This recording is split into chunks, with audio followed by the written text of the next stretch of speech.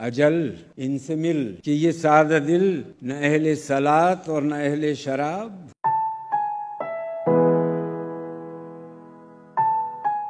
بہت سے لوگوں نے تو مجھے یا میرا جی کو آزاد نظم کا بانی قرار دے کر قبول بھی کیا اور رد بھی کیا.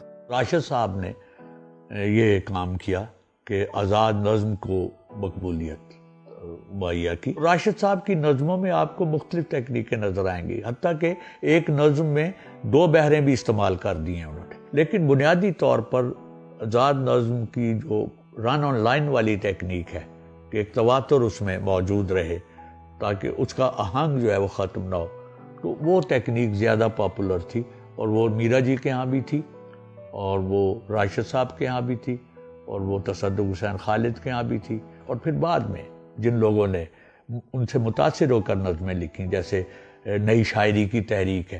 نئی شاعری کی تحریک میں جو نظمیں لکھنے والے تھے، یہ سارے کے سارے آزاد نظمیں لکھنے والے تھے. افتخار جالب کا مجموعہ جو ماخذ ہے اس میں آزاد نظمیں ہیں. راشد صاحب کا اثر جو ہے وہ تکنیک کے اعتبار سے بھی ہوا، اور راشد صاحب کے جو موضوعات تھے ان موضوعات کے حوالے سے بھی نئے شاعروں نے اور آج کے جو شاعر ہیں وہ بھی ان موضوعات کے دائرے میں ہی رہتے ہیں. کیونکہ راشد صاحب کے اب بنیادی موضوع جو ہے وہ آپ دیکھیں تو وہ ہے انسان کی آزادی.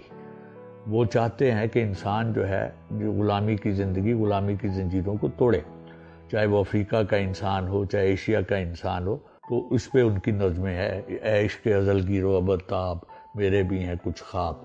تو اس میں انہوں نے اپنا تصور وہ دیا ہے. فارسی زبان کا جو استعمال ہے نا اردو میں، وہ راشد صاحب کے ہاں بھی آپ کو بہت نظر آئے گا. اور وہ مرزا غالب کی روایت جو ہے وہ چلتی چلی آئی، جس کا اثر فیض پہ بھی تھا، جس روایت کا اثر راشد صاحب پہ بھی تھا، اور اس روایت کا اثر جو ہے بعد کے جو شاعر ہیں، مثلا افتخار جالب کی میں نے بات کی تو ان پر بھی ہے. راشد کے ہاں جو انٹرنیشنلزم ہے، بین الاقوامیت، وہ بہت زیادہ ہے. اور نیا انسان جو نئی ہیومینٹی کے تحت یورپ میں ابھرا تھا، اور اس کے جو مسائل تھے اور جس کے جو عقائد تھے، وہ سارے راشد صاحب کے آپ کو نظر آئیں گے. فیض صاحب کا جو ہے ایک باقاعدہ نظریے کے تحت ان کی شاعری تھی، اور راشد صاحب کے ہاں نظریہ تھا، لیکن ان کا نظریہ جو ہے وہ ترقی پسندوں کے نظریے کی طرح ایک خاص دائرے میں نہیں تھا، بلکہ اس نظریے میں دنیا بھر کا جو نالج ہے وہ اس میں استعمال کر سکتے تھے، اور وہ کرتے رہے. تو اس لیے انہوں نے ترقی پسندوں کے خلاف بھی لکھا راشد صاحب نے، اور اسی بنیاد پر لکھا کہ ان کے ہاں موضوعات جو ہیں یہ بڑے محدود ہیں. 2-4 موضوعات ہیں جن پر یہ ترقی پسند شاعر لکھتے ہیں، چاہے سردار جعفری ہوں، چاہے وہ ظہیر کاشمیری ہوں، چاہے وہ فیض صاحب ہوں، چاہے مخدوم محی الدین ہوں، چاہے جان نثار اختر ہو. لیکن راشد صاحب نے اپنا موضوع جو ہے اسے اس کی حد بندی نہیں ہونے دی، اور جو بھی موضوع ان کے سامنے آیا وہ اس پر وہ لکھتے رہے. جیسے زندگی سے ڈرتے ہو، زندگی تو تم بھی ہو، زندگی تو ہم بھی ہیں. تو یہ ایک موضوع جو ہے یہ وہ موضوع نہیں جو ترقی پسندوں نے جسے استعمال کیا ہو، یا یہ کہ اجل ان سے مل کہ یہ سادہ دل. یہ موضوع بالکل مختلف موضوع ہے.